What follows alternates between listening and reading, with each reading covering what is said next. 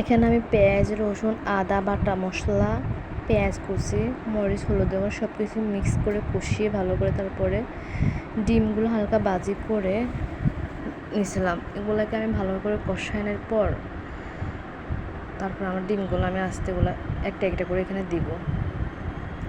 আসলে এগুলো অনেকবার টেস্ট করছি তো অনেক মজা। আর আমার বাসায় কিছু ছিল না আজকে, এই জন্য আমি ডিম কোরমাটা রান্না করতেছি। একটা একটা ডিম আমি সবগুলো দিয়ে দিতেছি আস্তে আস্তে করে।